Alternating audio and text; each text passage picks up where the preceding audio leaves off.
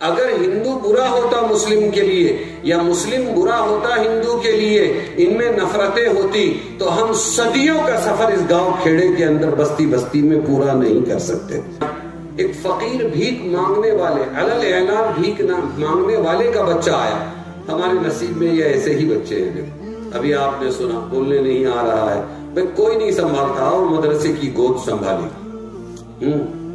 جس کو کوئی نہیں سنبھالتا اس کو ہم مدرسے والے سنبھالتے۔ میں نے پوچھ لیا 17 سال یا 18 سال میری عمر تھی، میں نے کہا خالہ یہ تمہارے بچے کیا پڑھتے ہیں؟ تو ہم تو مدرسے والے یہ سوچتے نا ہماری پڑھائی صحیح ہے اور باقی کا کچھ نہیں۔ انہوں نے کہا یہ میری بیٹی ہے سب سے بڑی، یہ انگلش میڈیم پڑھ رہی ہے، یہ میرا بیٹا ہے یہ پڑھ رہا ہے، یہ انجینئر بنے گا، یہ ڈاکٹر بنے گا، یہ فلانا بنے گا، اور یہ اتنے روپے کمائیں گے۔ تم صرف مولانا بن کے 100-150 روپیہ کماؤ گے، خود کیا کھاؤ گے، اپنے بچوں کو کیا کھلاؤ گے؟ چوبی مجھے ایسی چوبی، دل ہی تو ہے نہ سنگ و خشت، درد سے بھر نہ آئے کیوں، روئیں گے ہم 1000 بار، کوئی ہمیں ستائے کیوں۔ السلام علیکم ورحمۃ اللہ وبرکاتہ۔ نحمدہ و نصلی علی رسولہ الکریم، اما بعد۔ ہاضمہ مضبوط رکھنا پڑتا ہے مقررین کو، وہ صدر جلسہ کو۔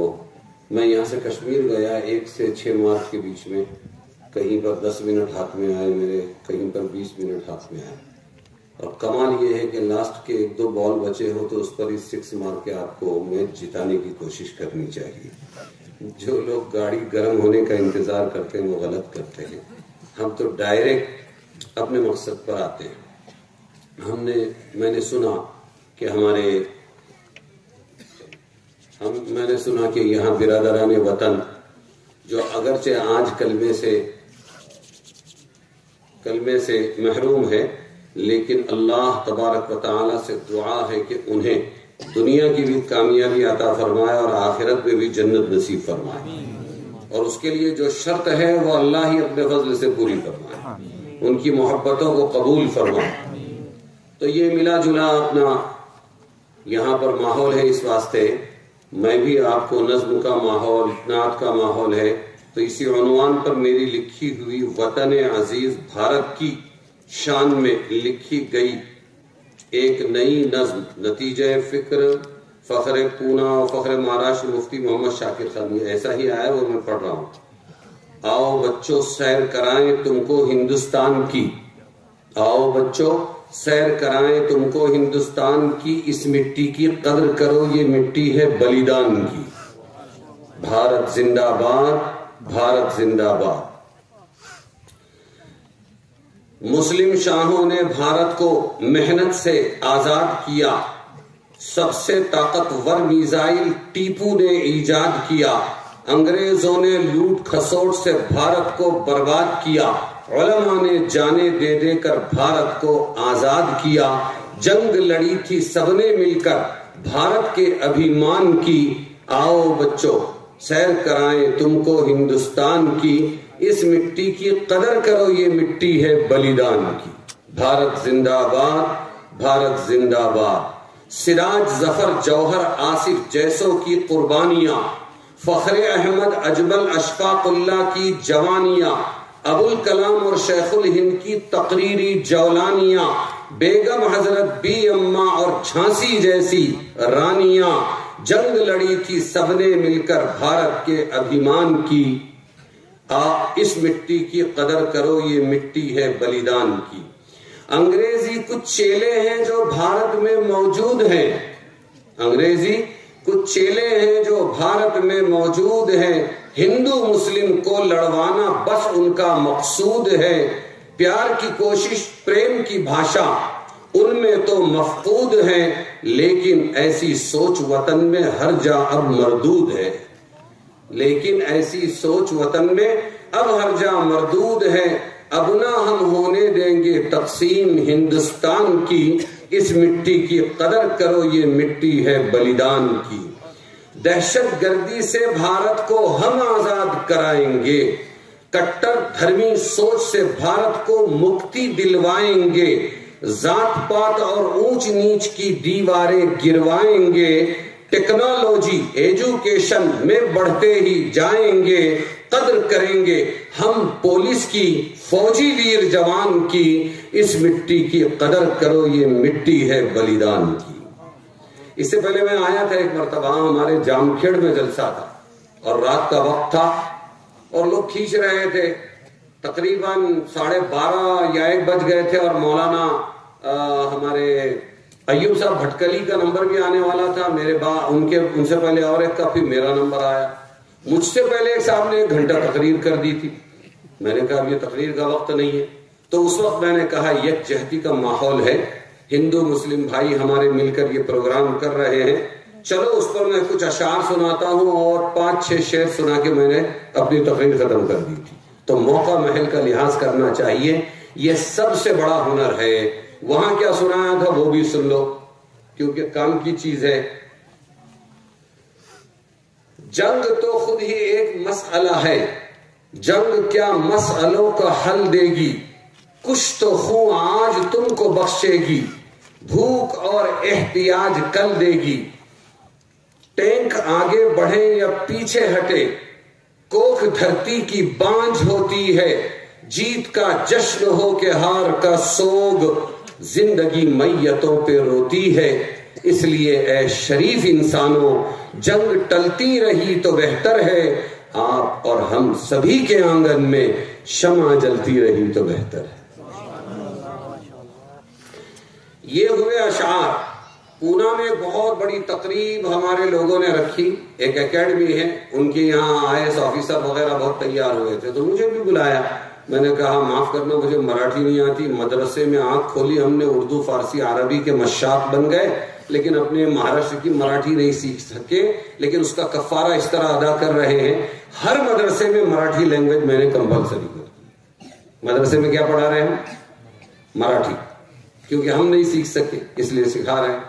اس پر میں نے کہا تھا خاص طور سے کہ یہ جو ہمارے اتنے اچھے لوگ ہیں، ان سے میری گزارش ہے کہ یہ لوگ ایک چیز پر کام کریں، اور وہ ہے ہندو مسلم پیار، اس کو عام کریں، خود جیو اوروں کو بھی جینے دو، اس پر کام کریں۔ جو تصویر دنیا بتاتی ہے اپنے ووٹنگ کے واسطے، وہ تصویر ہندوستان کی تصویر نہیں ہے، نفرتوں والی تصویر یہ تصویر نہیں ہے۔ اصل تصویر کا جو دوسرا رخ ہے وہ پریم اور محبت کا ہے۔ ہم جو گاؤں گاؤں دیہات دیہات میں ہندو مسلم ساتھ رہتے ہیں، یہ پیار کے بغیر نہیں رہ سکتے۔ میں ایک مثال سے ان کو سمجھا رہا تھا، یہاں سے بمبئی اگر ہم جا رہے ہیں اور ہم ST میں یا ہمارے ٹرین کے اندر بیٹھے ہوئے ہیں اور پڑوسی ہندو ہے یا مسلم ہے، اگر وہ چونٹی لینے والا ہے تو میں یہ سفر بمبئی کا نہیں کر سکتا، 4 5 10 گھنٹے کا سفر نہیں کر سکتا، لیکن اگر وہ اچھا ہے تو میں یہاں سے وہاں تک کا سفر کر سکتا ہوں۔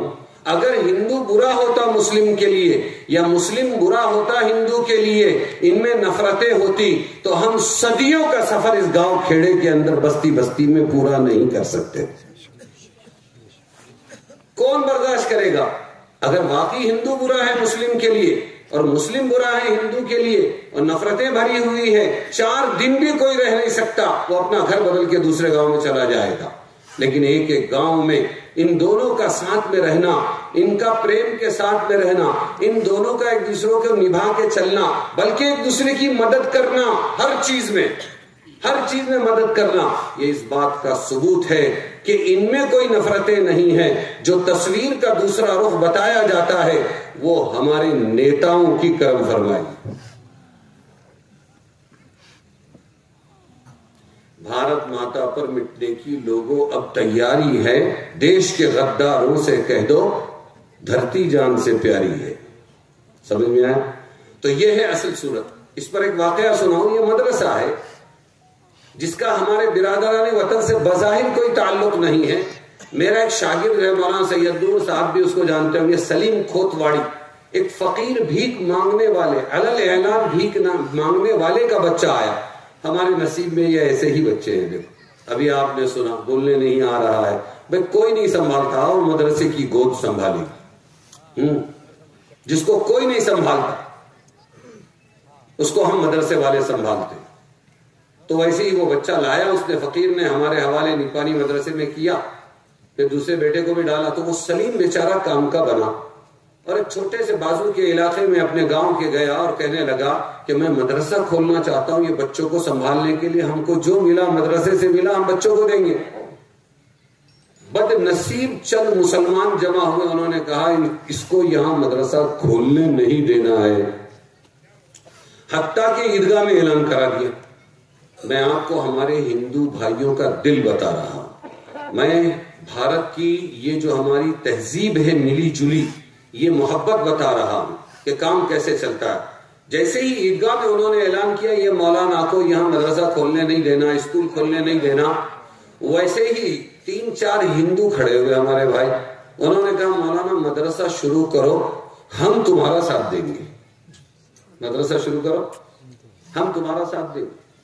اور مال سے بھی ساتھ دیا، جگہ لینے میں بھی ساتھ دیا، اور کھڑے ہو گئے کہ کون تم کو ستاتا ہے ہم دیکھیں گے۔ اب اس نے بیچارے ایسی شروع میں چند بچوں کو لے کر جو محنت کرنا، پکانا، کھلانا، اسکول پڑھانا، ان کی جوئیں مارنا، ان کے کپڑے دھو کے دینا، وہ سب کیا۔ اس کے بعد میں جلسہ رکھا اس میں میرے کو بھی بلایا، تو اس نے ہمارے ہندو بھائیوں کا ستکار کیا کہ بھائی یہی لوگ ہیں جو میری بیساکھی بنے، اس مدرسے کی بنیاد بنے۔ مجھے تو اپنوں نے دھتکار دیا تھا، لیکن پھر وہ بھی آ گئے جنہوں نے دھتکارا تھا۔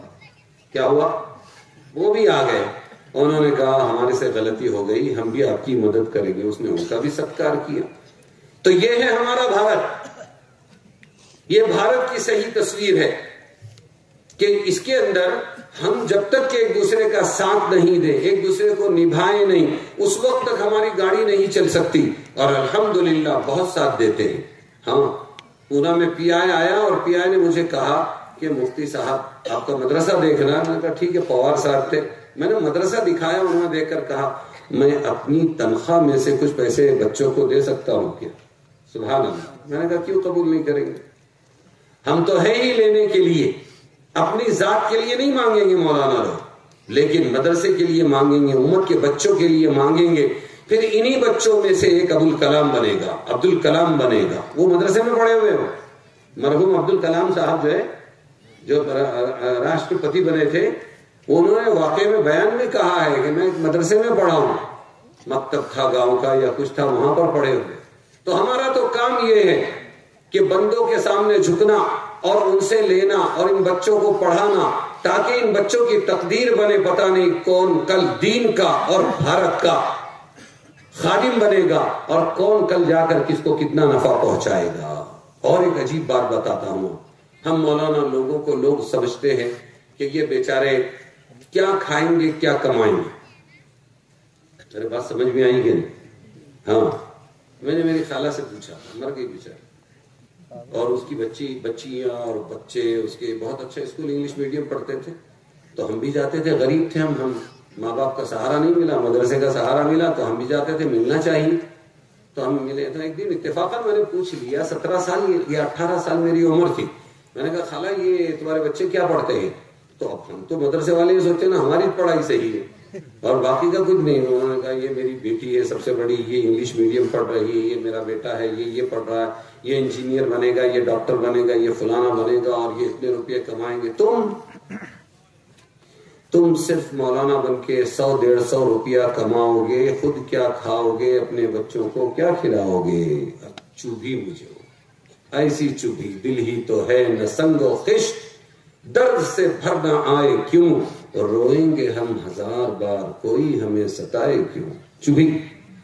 پھر میں نے ماضی میں غور کیا کہ کیا اللہ کے رسول، انبیاء، صحابہ، تابعین، تبع تابعین، یہ سب دین چھوڑ کر کامیاب ہوئے تھے یا دین پر چل کر کامیاب ہوئے؟ تو پتہ چلا کہ وہ تو خالص دین پر کامیاب ہوئے۔ میں نے کہا اللہ میں محنت کروں گا، تو کامیابی دے۔ مختصر یہ کہ آخر اسی خالہ کی لڑکی سے اللہ نے میرا نکاح کرایا، اور جب میرے خالو نے یوں کہا، یہ بچوں کی ہمت افزائی کے لیے بول رہا ہوں، جمع رہنا، ہاں آگے تمہارے لیے دلہنیں انتظار کر رہی ہیں۔ ہاں، تو اللہ تبارک و تعالیٰ نے ایسی عزت دی کہ پھر میرے خالو نے کہا کہ بھائی میں میری بیٹی تجھے دینا چاہتا ہوں۔ میں مدرسے میں پڑھ رہا تھا، تو میں نے کہا نہیں، اب جب کسی کو پوچھنے لگو نا تو یہ عمر میں جوانی میں نخرے بھی بہت سوچتے ہیں، جس کو نہیں پوچھے وہ سوچتا کون پوچھے گا. سمجھ میں آیا؟ شادی کا وقت ہو گیا کوئی پوچھتا ہی نہیں اپنے کو, اور جس کو پوچھو وہ نخرے کرتا ہے, نہیں نہیں میرے کو شادی نہیں کرنا ہے. تو ہم نے بھی نخرے کیے کہ نہیں مجھے شادی نہیں کرنا ہے اس لیے کہ 10 سال مجھے پڑھنا ہے. تو خالو نے کہا 10 سال بیٹی بٹھا کے رکھوں گا لیکن تجھے دوں گا. یہ آغاز ہوتا ہے, یہ انجام. یہ وہ بچے جن کے بارے میں لوگوں کو فکر ہے کہ یہ خود ہماری ماں بہنیں بھی سن رہی ہیں, ان کو بھی سنا رہا ہوں, وہ بھی سنیں اور اپنے بچوں کو اس ٹریک پر ڈالے, علم دین کے ٹریک پر. اور اب تو 2 in 1 اور 3 in 1 آ گیا ہے. اب تو ہمارے مدرسے میں میرا رزلٹ آپ کے پاس میں بھیجوں گا, آپ دیکھیں گے. میرا رزلٹ یہ ہے کہ اس سال 4 سال کا ریکارڈ ہوا. 4 سال میں ہم نے جو آن لائن پڑھایا تو تقریباً ہمارے یہاں 200 بچے کامیاب ہوئے اور 200 بچوں کی دستار بندی وغیرہ ہوئی, عالم حافظ سب. لیکن میں نے رزلٹ یوں بنایا, اخباروں میں بھی دیا, عبدالستار ابن عبدالغفار, یہ رہنے والا پاٹودا کا, ضلع بیڑ, اور آگے لکھا عالم حافظ قاری, اور آخر میں اسکول کا 10ویں پاس, کوئی 12ویں پاس, کوئی CA, کوئی BCA, اور کوئی اسی طریقے پر جو ہے آج پونا کے کورٹ میں وکیل بن کے پریکٹس کر رہا ہے. پھر جلسے میں میرے بچے آئے اور انہوں نے کہا ہم نے 12 سال اس مدرسے میں پڑھا اور یہاں سے شروع کیا, اور آج ہم نے ہارڈ ویئر, نیٹ ورکنگ اور نہ جانے کیا کیا کر ڈالا. IT میں آج برسرے روزگار ہوں. عالم حافظ قاری بولتا ہے.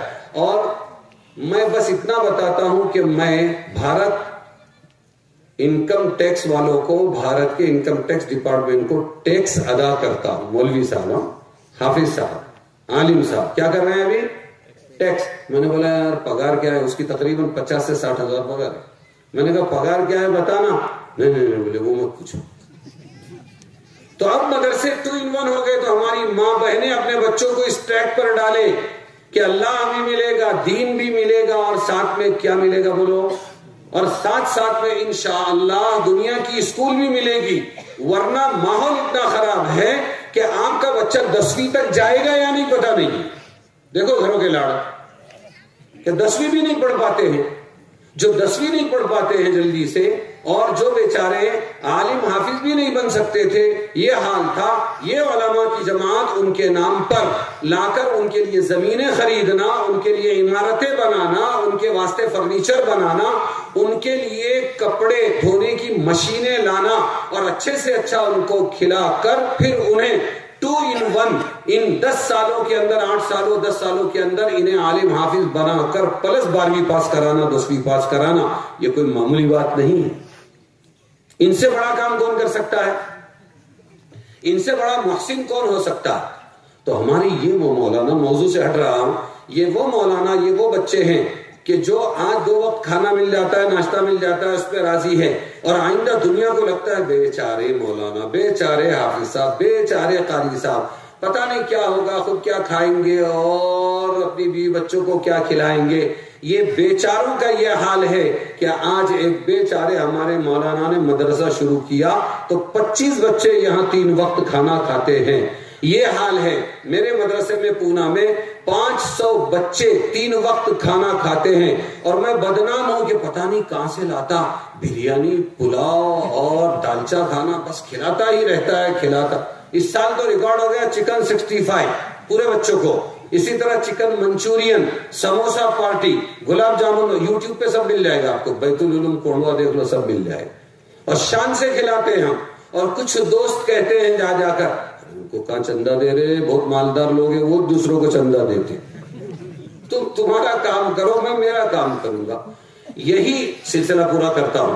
یہی وہ مولانا ہے جو کل غریب تھے, مدرسے کے ٹکڑوں پر پل کر پڑھے, لیکن احساس پیدا ہوا کہ ان مدرسوں نے ہم کو دیا. آج ایسے ایک مولانا کے دسترخوان پر 1000 بچے 3 وقت کھانا کھاتے ہیں. جاؤ عقل کنواں 13,000 بچے کھانا کھاتے ہیں. کتنے؟ ہم کو اپنے بچے بھاری پڑ جاتے ہیں, ہم کو مہمان 3 دن بھاری پڑ جاتا ہے, لیکن ایک غریب مولانا کے دسترخوان پر اس دین کی برکت سے یہ ہوتا ہے کہ آغاز میں قسم پرس کوئی پوچھنے والا نہیں, اور انجام یہ کہ 13,000 لوگ ان کے دستر پہ کھانا کھاتے ہیں. یہ برکت ہے دین کی, یہ برکت ہے اللہ سے جڑنے کی, یہ برکت ہے دین کا کام کرنے کی.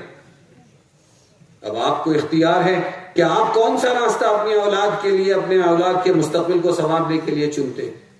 یہ بات تو تھی مدرسے کی. ارے سمجھے کہ نہیں سمجھے؟ یہ بات مدرسے کی. بیان ابھی شروع نہیں کیا تھا میں، اور کرتا ہوں 3 منٹ میں بیان ختم کرتا ہوں، 10 منٹ میں، فکر مت کرو. میرے محسن، ہمارے یہ وہ نوجوان جنہوں نے آج میرا استقبال کیا، میں اس کا سخت مخالف ہوں کہ پھول برسائے جائیں. ہاں لیکن میں نے منع بھی کیا تھا، لیکن پھر بھی بیچاروں نے کیا. میں ان کی محبت کی قدر کرتا ہوں. دل توڑنا ہمارے یہاں نہیں، میں ان کی محبت کی قدر کرتا ہوں. اور احسان کے بدلے یہ احسان کے اب کچھ باتیں کہتا ہوں کہ اے میری امت کے نوجوانوں، کچھ کرنے کے کام ہے وہ کرو تو اللہ تم پر پھول برسائے گا. کیا کرو؟ اللہ تم پر پھول برسائے گا. کرنے کے کام ہے. جوانوں کے منتظر علامہ اقبال نے کہا تھا، مجھے محبت مجھے ان جوانوں سے ہے ستاروں پہ جو ڈالتے ہیں کمن. وہ گوٹیاں نہیں کھیلتے ہیں، اور وہ جو ہے وہ دنیا کی اٹی ڈانڈو نہیں کھیلتے ہیں، وہ کرکٹ نہیں کھیلتے ہیں، وہ واٹس ایپ نہیں کھیلتے ہیں. وہ امت کے درد لے کر امت کے غریب انسانوں، امت کے محتاج انسانوں کے کام آتے ہیں. یہی ہے محبت، یہی دین و ایمان کے کام آئے دنیا میں انسان کے انسان. اٹھ باندھ کمر کیا ڈرتا ہے، پھر دیکھ خدا کیا کرتا ہے. ہم اٹھے. یہ جوانوں کو صلاحیتیں اللہ نے اس لیے دی تاکہ یہ جوان اپنی جوانیوں کو امت کے کام میں لگائے، ہندو بھائیوں کے کام میں لگائے، مسلم بھائیوں کے کام میں لگائے. یہ جب دنیا سے جائیں تو ایک زمانہ رو رہا ہو. کیا ہو؟ ایک زمانہ رو رہا ہو، ایک دنیا رو رہی. بیوائیں ان کو یاد کرے، طلاق والیاں ان کو یاد کرے، غریب لوگ یاد کرے، اور اس کے قرضے کے بوجھ میں دبے ہوئے لوگ یاد کرے کہ فلانا تھا تو میرے قرض میں اس نے میری مدد کی تھی، فلانے نے مجھے جیل سے چھڑانے میں مدد کی تھی، اور فلانے نے میرا گھر بسانے میں مدد کی تھی، اور میرے گھر کی چھت ٹپکتی تھی اور کوئی نہیں آتا تھا، میرے پاس پیسہ نہیں تھا، لیکن یہ کچھ جوان تھے کہ یہ ہمیشہ رفاہی کام کرتے تھے. ان لوگوں نے آ کر میرے 2 پترے بدلے. تو پہلی مرتبہ بارش کا سیزن میں نے آرام سے رات کو سو کر گزارا، ورنہ میری پوری فیملی رو کر گزارتی تھی. یاد کرے لوگ، ہم جب دنیا سے جا رہے ہوں تو لوگ ہمیں یاد کریں. امام زین العابدین رحمت اللہ علیہ کا انتقال ہوا تو اس وقت 300 گھرانے ایسے سامنے آئے مرنے کے بعد کہ جن کے گھر ان کے راشن پہ چلتے تھے اور دنیا کو پتہ بھی نہیں تھا. یہی ہے محبت. درد دل کے واسطے پیدا کیا انسان کو، ورنہ طاعت کے لیے کچھ کم نہ تھے کروبیاں.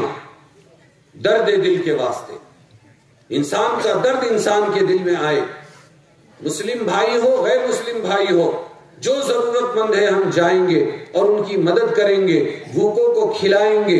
وہاں یہ نہیں کہا اللہ نے. ایک حدیث ہے، حدیث پہ یہ اللہ اس کو پوچھیں گے بندے کو، میں بیمار تھا تو میری بیمار پرسی کے لیے، مزاج پرسی کے لیے کیوں نہیں آیا؟ اے اللہ آپ تو بیمار ہو نہیں سکتے، تیرے پڑوس میں ایک بیمار تھا، اگر تو اس کے پاس جا کر اس کا مزاج پوچھتا تو وہاں مجھے پاتا. اللہ کہاں ملتے ہیں؟ انا عند منکسرۃ القلوب، میں ٹوٹے ہوئے دلوں کے پاس رہتا ہوں. اللہ کہاں ملتے ہیں؟ اللہ کہاں ملتے ہیں؟ مسجدوں میں نہیں. اللہ تبارک و تعالی مسجدوں میں نہیں ملتے. اللہ تو جو بھی بندہ بندی ٹوٹے ہوئے دل والی ہو اور ٹوٹے ہوئے دل والا ہو، ان کے پاس جا کر 2 ہمدردی کے بول بولنے پر اللہ مل جاتا ہے. اللہ پوچھے گا بتا میں بھوکا تھا، تو نے مجھے کھانا کیوں نہیں کھلایا؟ اے اللہ آپ کو بھوک نہیں لگتی ہے، پھر آپ بھوکے نہیں تھے تو میں آپ کے پاس کیسے آتا؟ ارے تیرے پڑوس میں ایک شخص تھا، ایک گھر تھا، وہ ہندو تھا یا مسلم تھا یہ اللہ نہیں پوچھیں گے. سب اللہ کے بندے ہیں. الخلق عیال اللہ، اللہ ساری مخلوق اللہ کا کنبہ ہے. ساری مخلوق کیا ہے؟ اللہ کا کنبہ ہے. ہاں اللہ تعالی مسلم پر ظلم کو برداشت نہیں کرتا تو اللہ تعالی غیر مسلم پر بھی ظلم کو برداشت نہیں کرتا. اللہ تبارک و تعالیٰ کو سب پیارے ہیں، جیسے ایک پیدا کرنے والے ماں باپ کو سب پیارے ہوتے ہیں. اچھے بھی پیارے ہوتے ہیں، برے بھی پیارے ہوتے ہیں، اور کما کے لانے والے بھی پیارے ہوتے ہیں، اور جو نہیں کما سکتے ہیں کسی بھی وجہ سے وہ تو اور زیادہ پیارے ہوتے ہیں۔ تو اللہ تعالیٰ پوچھے گا کہ تیرے پڑوس میں فلانا بھوکا تھا، بتا تو اس کے پاس کیوں نہیں گیا؟ اگر تو اس کے پاس جاتا تو مجھے اس کے پاس پاتا۔ اسی طرح پیاسے، اسی طرح ننگے، اسی طرح محتاج کے بارے میں اللہ تبارک و تعالیٰ فرمائیں گے۔ یہ کیوں فرمایا ہمارے نبی صلی اللہ علیہ وسلم نے؟ تاکہ ہمارے اندر انسانیت زندہ ہو۔ اسلام انسانیت ہی ہے، قرآن انسانیت ہی ہے۔ اللہ کے نبی صلی اللہ علیہ وسلم بیٹھے ہوئے تھے اور اس موقع پر اچانک ایک ساتھی بھی بیٹھے تھے، ایک یہودی کا جنازہ گزرا تو آپ صلی اللہ علیہ وسلم اٹھ کر کھڑے ہو گئے۔ اللہ کے نبی پیغمبر محمد صلی اللہ علیہ وسلم کھڑے ہو گئے، آپ کھڑے ہوئے، ساتھ میں سب کھڑے ہوئے، لیکن جنازہ گزرنے کے بعد لوگوں نے، ان کے ساتھیوں نے پوچھا کہ یہ تو مسلمان کا جنازہ نہیں تھا، یہ تو ایک یہودی کا، غیر مسلم، نان مسلم کا جنازہ تھا، آپ کیوں اٹھے؟ حضور نے فرمایا انسان تو تھا۔ کیا فرمایا؟ ارے سمجھ میں آ رہی میری بات؟ کیا فرمایا؟ انسان تو تھا، وہ انسان تھا، اس پر ایک مصیبت آئی، وہ دنیا سے مر گیا، چلا گیا، اب کیا حشر ہوگا پتہ نہیں۔ اسی طرح جو فرشتے جنازے کے ساتھ میں روح نکالنے کے لیے آتے ہیں، ان کے عزت کے لیے، احترام کے لیے بھی آپ کھڑے ہوئے۔ یہ آپ صلی اللہ علیہ وسلم کی تعلیم تھی۔ اس لیے کہ آپ صلی اللہ علیہ وسلم تمام دنیا کے لیے آئے۔ قرآن صرف مسلمانوں کا نہیں ہے، اللہ صرف مسلمانوں کا نہیں ہے، محمد رسول اللہ صرف مسلمانوں کے نہیں ہے۔ قرآن کے بارے میں ہدی للناس آیا کہ یہ تمام انسانوں کی ہدایت کے لیے ہے، اور اللہ کے بارے میں رب العالمین آیا کہ وہ تمام جہانوں کا، ہندو مسلم سب کا پالنے والا ہے، رب ہے، پیدا کرنے والا ہے۔ اور رحمت للعالمین ہمارے نبی کے بارے میں آیا کہ آپ رحمت، پیس اگر ہے تو صرف مسلمانوں کے لیے نہیں ہے، تمام دنیا کے انسانوں کے لیے آپ صلی اللہ علیہ وسلم رحمت للعالمین بن کر آئے ہیں۔ یہ الگ بات ہے کہ کچھ نے اپنے ابا اماں کو پہچانا اور کچھ لوگ اپنے ابا اماں کو نہ پہچان سکے، جیسا گھروں میں ہوتا ہے۔ تو کوشش یہ ہونی چاہیے کہ جو نہیں پہچانے وہ بھی پہچان لیں، تاکہ اللہ ان کی عاقبت، ان کی آخرت بنا ڈالے۔ تو انہیں محبت ہے، اس مدرسے سے محبت ہے، مدرسے میں چلنے والی قرآن کی تعلیم سے محبت ہے، یہاں چلنے والی انسانیت کی تعلیم سے محبت ہے۔ ہمارے ان بھائیوں کو، ہماری ان بہنوں کو تو ہمیں بھی ان سے محبت ہے، ہمیں بھی ان سے محبت ہے کہ اللہ تبارک و تعالی ان کے لیے بھی ہدایت کے دروازے کھول دے۔ ایک بات تو یہ ہو گئی۔ اب ایک بات یہ تو ہمارے یہ نوجوان جو ہے، یہ نوجوانوں کے پاس جو صلاحیت دی ہے اللہ نے، جذبہ دیا ہے، جوش دیا ہے، طاقت دی ہے۔ اب دیکھو بوڑھوں کے پاس ارمان تو بہت ہوتے ہیں، لیکن ان کے پاس طاقت نہیں ہوتی، عمر نہیں ہوتی، وقت نہیں ہوتا، جسم کام نہیں، جسم ساتھ نہیں دیتا، دماغ ساتھ نہیں دیتا، تو پھر وہ کس کے پاس ہے صلاحیت کام کو پار لگانے کی؟ کہ وہ نوجوانوں کے پاس ہے۔ اور تجربہ کس کے پاس ہے؟ کہ ہمارے بوڑھوں کے پاس ہے۔ اور ان دونوں کے اندر صحیح راستہ بتلانے کی صلاحیت علماء کرام کے پاس ہے۔ اس لیے اب جو میں کہنے جا رہا ہوں ہمارے نوجوانوں سے، وہ یہ بات ہے اور یہ سوغات ہے، آپ کے یہاں خوش نصیبی سے علماء کرام متحد ہو کر ایک مجلس کی بنیاد رکھ چکے ہیں۔ ان سے میں نے تفصیل سے بات کی ہے آج۔ انما الصدقات للفقراء والمساکین والعاملین علیہا، والمساکین ہے، انما الصدقات للفقراء والمساکین ہے کہ والمساکین والعاملین علیہا والمؤلفۃ قلوب، اور آگے والغارمین وفی سبیل اللہ وابن السبیل، کہ یہ تمام مصارف صدقات کے ہیں۔ علماء کرام صرف مدرسہ، صرف مکتب، صرف امامت میں نہ رہیں، علماء کرام کے سامنے پوری امت میدان ہے۔ یہ دین کے متروک اور مردہ شعبے ہیں، ان شعبوں کو کوئی زندہ نہیں کر سکتا، علم ہی نہیں ہے۔ اب اس آیت کو کس نے سمجھا ہوگا سوائے علماء کے؟ حفاظ نے بھی نہیں سمجھا ہوگا مطلب کیا ہے اس کا۔ تو سمجھنے والے علماء کرام ہیں، ان کا کام ہے مجلس قائم کر کے یہ مکتب مدرسہ کی ایک ٹیم بنا کر یہ بھی چلاتے رہیں، پھر 3 لوگوں کی ٹیم بنائیں، ان میں ان جوانوں کو لے. کیا کریں علماء کرام؟ یہ جوانوں کی صلاحیت کام کرے گی، علماء گائیڈ لائن تیار کریں گے اور دین کے جو مردہ شعبے ہیں ان شعبوں کو زندہ کریں. ارے میرے نوجوان، بات سمجھ رہے ہیں آپ لوگ؟ آپ کو کام کا میدان بتا رہا ہوں، نہیں بتاؤں گا تو ذہن اس طرف نہیں جائے گا آپ کے. علماء بھی اپنے کام میں لگے، وہ اپنے کام میں لگے رہیں گے، لیکن میرا کام یہ ہے جہاں جاتا ہوں وہاں کوئی نئی بات کرتا ہوں، وہ سننے والوں کے لیے نئی ہوتی ہے لیکن وہ دین میں نہیں ہوتی بلکہ وہ دین میں پہلے سے موجود ہے. اللہ ایک وقت طے کرتا ہے، اس کے بعد اس شعبے کو زندہ کرتا ہے. ارے سمجھ میں آیا کہ نہیں ہے؟ مثال کے طور پہ آپ کو بتاتا ہوں، ایک واقعہ بتاتا ہوں آپ کو. آسام کا فساد ہوا، اس کے اندر ایک چشم دید آدمی جماعت میں تھا، جماعت واپس چلی گئی.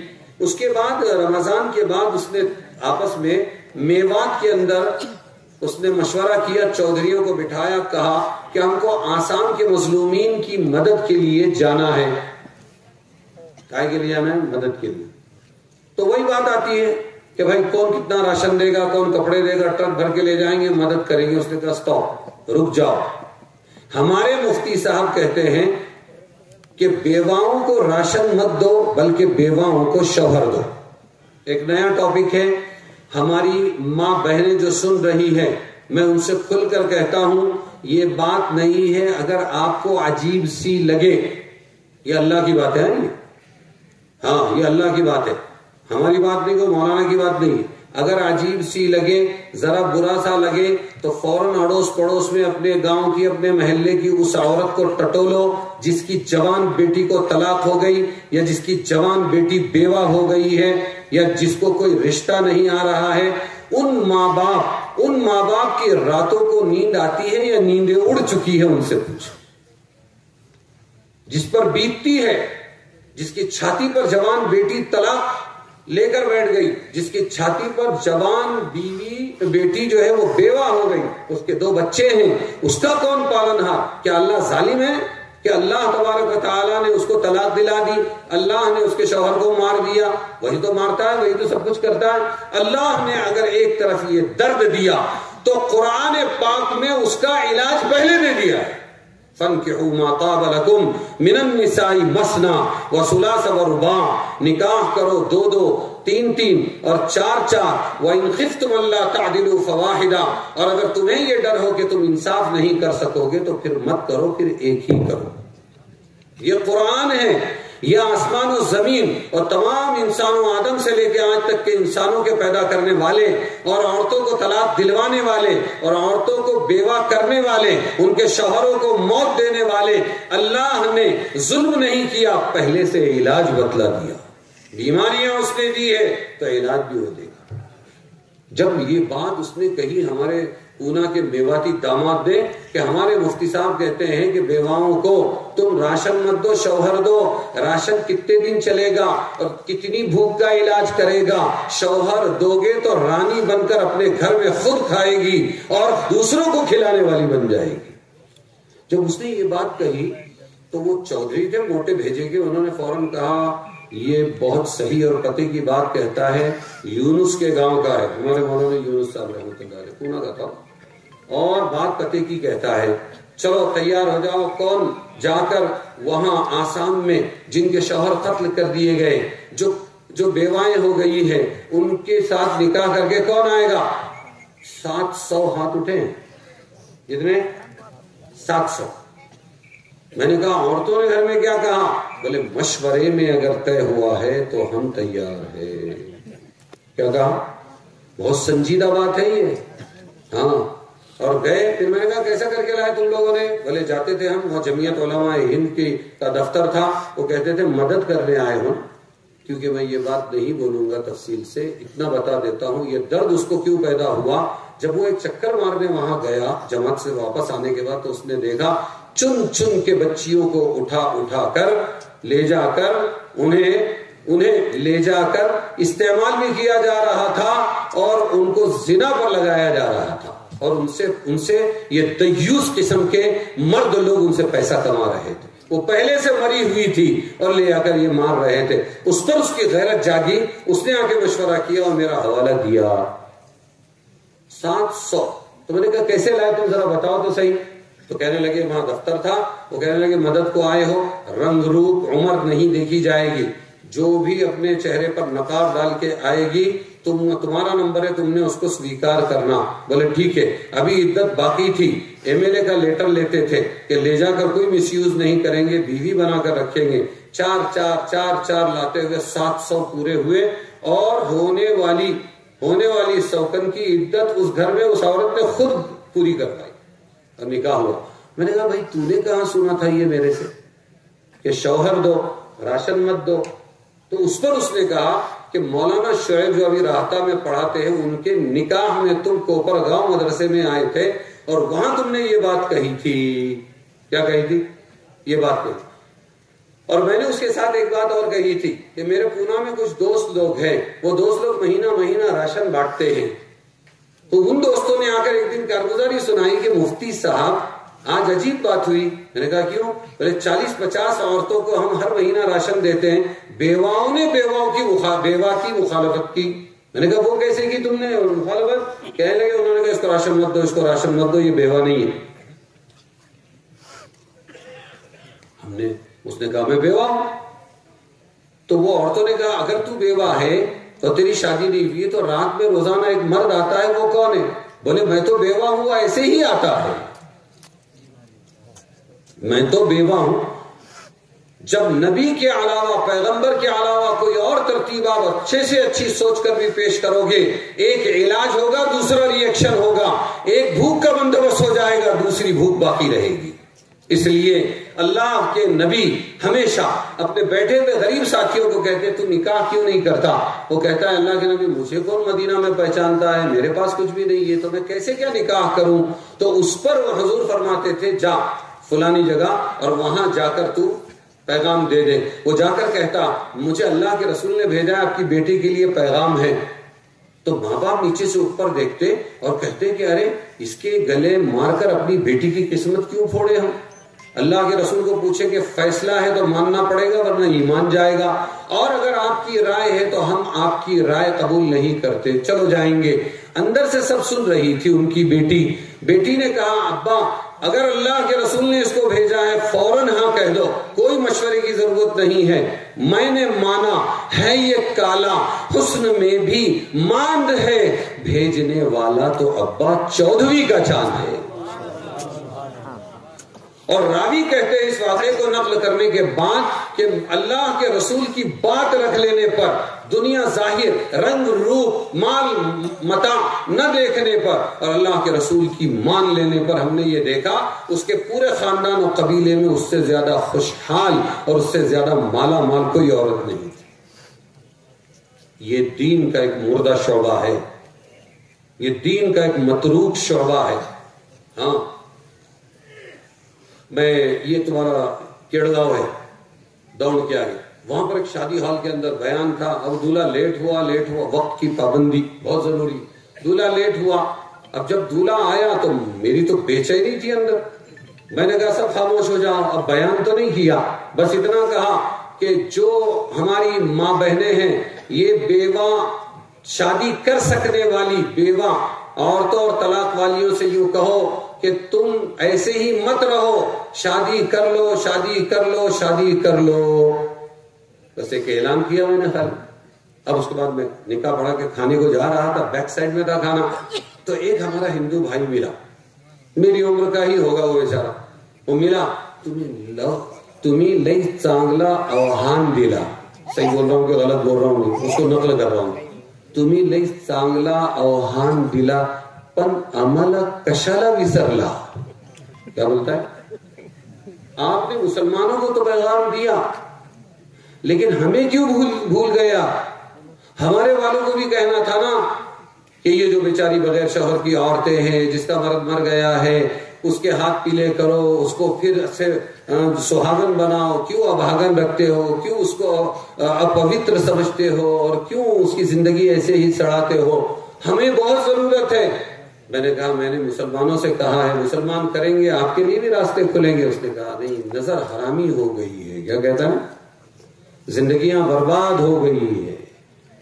تو یہ نسخہ ہمارے پاس ہے نوجوان مسلمانوں, یہ نسخہ کیمیا اتر کر حرا سے سوئے قوم آیا اور ایک نسخہ کیمیا ساتھ لایا کہ ہے ذات واحد عبادت کے لائق وہی ایک خدا ہے, اطاعت کے لائق, لگاؤ تو لو اس سے اپنی لگاؤ اور جھکاؤ تو سر اس کے آگے جھکاؤ.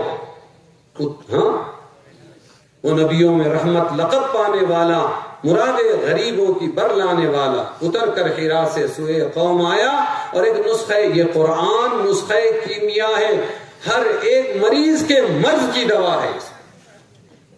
جی اے نوجوانوں اپنے قرآن کی طرف پلٹو, علماء کی رہبری میں ٹیمیں بناؤ.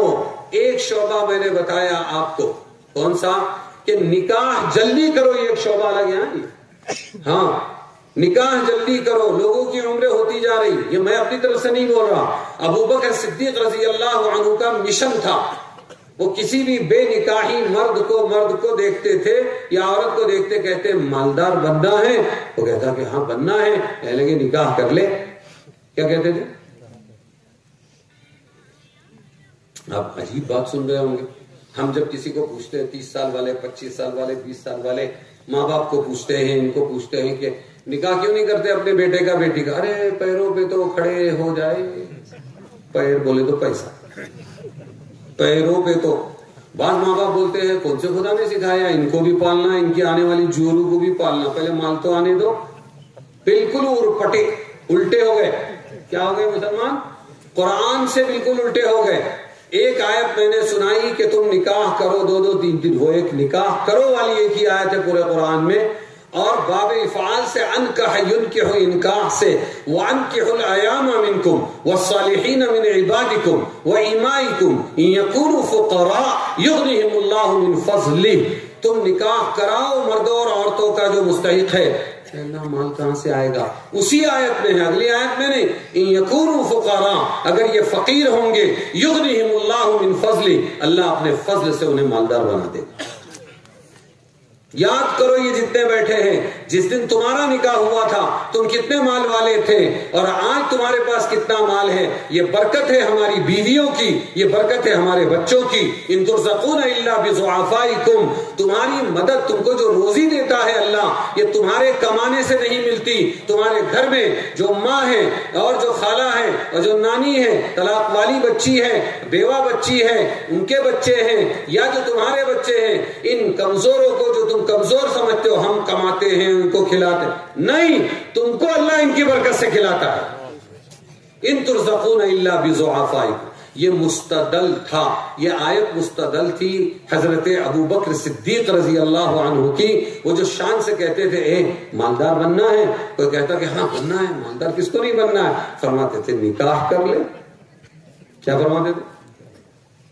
ایک مشن یہ ہے اے جوانوں, ان علماء کی ایک جماعت بنے اور تم ان کے ساتھ ہو, اور اپنے گھر میں گشت کرو اور جا کر سمجھاؤ اپنی بیٹی کا جلدی نکاح کر لو, اپنے بیٹے کا جلدی نکاح کر لو. کیوں؟ اس کے بغیر زندگی میں سکون نہیں.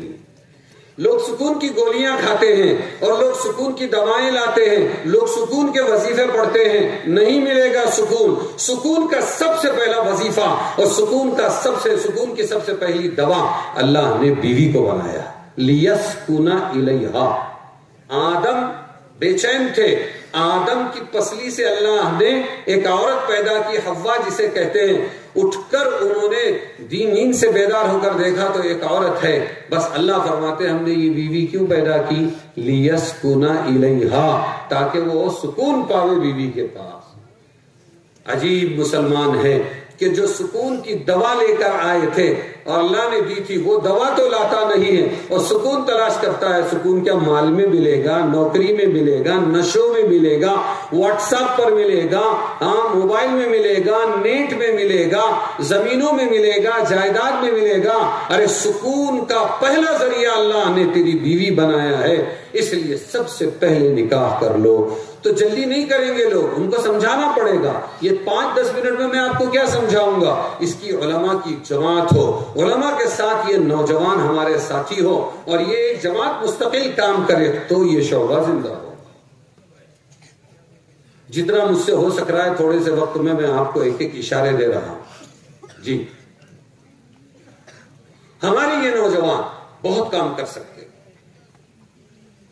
پھر ابھی بارش آئی, اچھا ابھی ٹھنڈا پانی پلانا ہے, لوگوں کو پانی پہنچانا ہے, ہر گھر میں وہ سہولت نہیں ہے, وہ نل نہیں ہے, تو بہت سی جگہ ایسا ہوگا کہ وہاں 1 گھڑا 2 گھڑا پینے کا پانی بھی مل جائے تو ان کے لیے بہت بڑی نعمت ہے. بیٹیاں ہیں, مائیں ہیں, وہ بیچاری لائن لگاتی ہے, جاتی ہے, اس پہ مارا ماری ہوتی ہے اور پھر اس کے بعد میں پانی ملتا ہے. تو کیوں نہ ایسی ایک جماعت ہو جائے جو یہ کام کرے کہ ہمارا رینج ہے اتنا, اتنی اپنی حد ہے, اتنا اپنا گاؤں ہے, ہم ایک ایسی جماعت بنائیں گے کہ انشاءاللہ اپنا صبح کا کام یہی ہوگا کہ پانی بھرے اور جا کر 1-2 گھڑے پہنچا دیں. یہ بھی ایک کام ہے. جی بارش آئے گی, بارش سے پہلے کئی گھر ہوں گے جو ٹپکتے ہوں گے اور ان کے پاس ایک پترا خرید کر اس کو درست کرنے کی بھی ان کے پاس میں رقم نہیں ہوگی. ہماری جماعت یہ کام کرے کہ اس موسم کے آنے سے پہلے ہم ان کے گھر پترے پہنچا دیں, سردیوں کے آنے سے پہلے ہم 1-8 کمبل ان کو پہنچا دیں. کہیں ہمارے گھر کے گلیوں کے اندر اور کوئی ضرورت ہے, ایک بیمار ہو گیا, اس کا علاج کرنا ہے, 10,000 روپیہ ہے, یہ بیچاری روزانہ جو ہے اپنے گھر کو 100 روپے سے چلاتی تھی, 10,000 کہاں سے لائے گی؟ ہماری ٹیم باقاعدہ کام کرے, علماء اور یہ نوجوانوں کی, اور وہ اس پر ہی محنت کرے, وہ یہی بولے, یہی سوچے, اسی سلسلے میں لوگوں سے ملے. کیوں بھائی مختلف تہواروں میں ہم چندے جمع کر کے اپنے تہوار مناتے ہیں, نہیں مناتے, وہ بھی امت کا پیسہ ہوتا ہے. تو مدرسے والے مدرسہ چلا رہے ہیں اور وہاں مدد لوگ پہنچا رہے ہیں. ہمارا جو مشن ہے کہ غریبوں کی مدد کرنا, چھتیں ڈلوانا, ان کے میڈیکل کے بل ادا کرنا, اس کے لیے ہم مستقل کام کریں گے. ہمارا یہی مشن ہے, زیادہ ٹینشن لینا نہیں ہم کو. علماء رہبری کریں اور نوجوان لوگ اس میں ساتھ دیں. کیوں بھئی یہ کوئی کام ہے یا نہیں؟ آپ بولیے یہ کام ہے یا نہیں؟ او پھول برسانے والے میرے دوستوں, محبت کرنے والوں, یہ پھول سے بڑھ کر باتیں ہیں. اگر یہ تمہاری زندگی میں آ گئی یہ چیزیں تو ایسے دعاؤں کے پھول ملیں گے کہ بیڑا پار ہو جائے گا. اور اللہ کو معاف کرنے کے لیے بہانا چاہیے. ہاں سنو, ابھی مدرسہ بہت بڑی چیز ہے. ایک بہت بڑے عالم تھے عبداللہ ابن مبارک رحمت اللہ علیہ. وہ ایسا قلم دباتے تھے روشنائی میں, انک میں, اور حدیث لکھتے تھے. ایک حدیث لکھی, دوسری لکھی, بیچ میں وقفہ تھا, اچانک انہوں نے یہ ڈبایا, لکھنے والے تھے ابھی, اتنے میں مکھی آ گئی, مکھی, اور وہ مکھی نے آ کر چوسنا شروع کر دیا.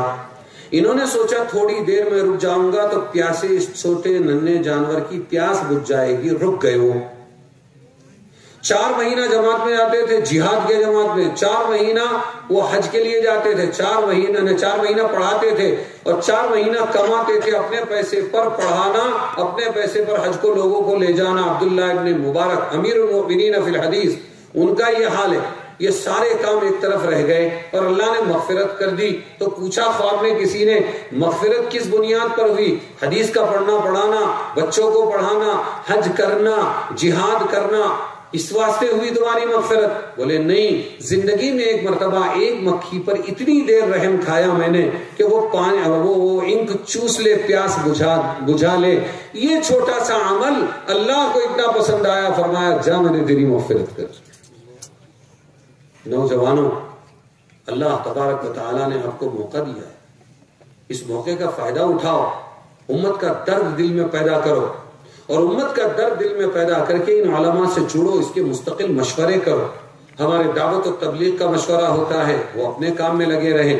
ہمارے مدرسے کا مشورہ ہوتا ہے, وہ اپنے کام میں رہیں.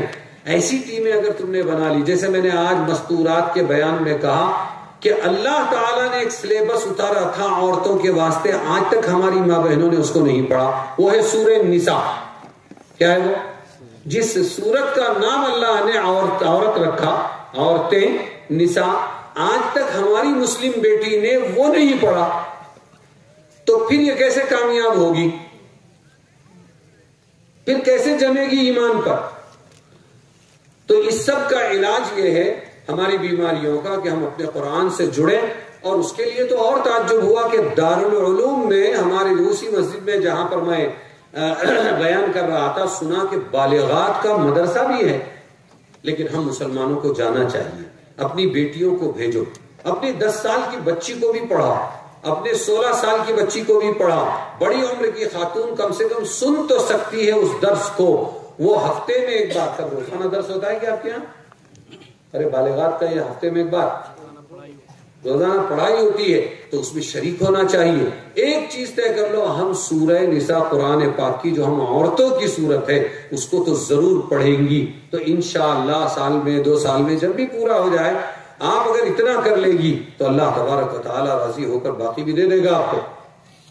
یہ ہمارے نوجوان، اگلا کام بتا رہا ہوں، یہ نوجوان جو کبھی بیان سنتے ہیں بیچارے، یہ نوجوان علماء سے یوں کہیں کہ آپ ہفتے میں ایک دن اتوار کو صحیح ناشتہ کر کے ہم آئیں گے، آپ ہم کو پڑھائیے، ہمارا جو کچھ بھی کورس تھوڑا تھوڑا پڑھو، اور دوپہر کو کھانے کے لیے گھر پہ چلے جاؤ. نہ چندہ ہے نہ کچھ ہے، ایک استاذ طے کرنا ہے، ایک امام صاحب طے کرنا ہے، بس مشورے سے یہ شعبے اگر آپ زندہ کریں گے تو یاد رکھو اللہ تبارک و تعالی راضی ہوگا، اللہ کا رسول راضی ہوگا.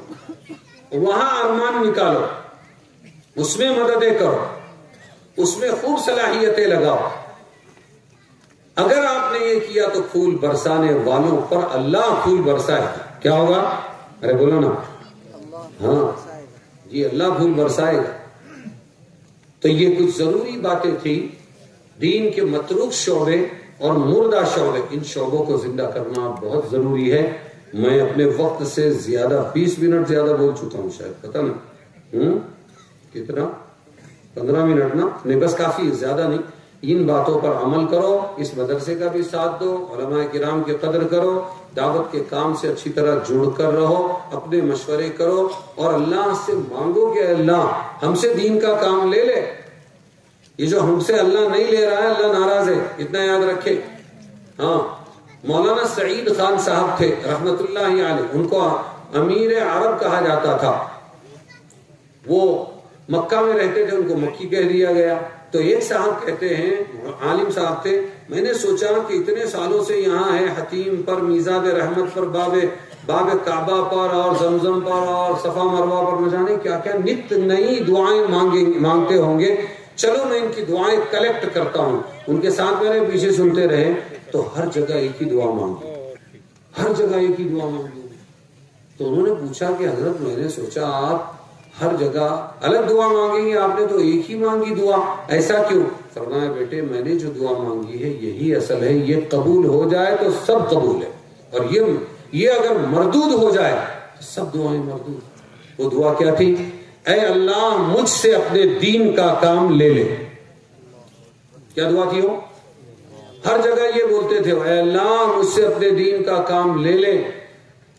شرط یہی ہے کہ اللہ طے کرے کہ اس بندے سے، اس عالم سے، اس غیر عالم سے، اس جوان سے، ان بڑے میاں سے، اس کھیت والے سے، اس تاجر سے، اس دعوت والے سے، اس امیر سے، اس مامور سے، ان سے میں دین کا کام لے لوں. جب اللہ طے کریں گے تو پھر ایسے جنگل میں منگل بنا دیں گے جہاں کھیت کے سوا کبھی مدرسہ سوچا بھی نہیں جا سکتا.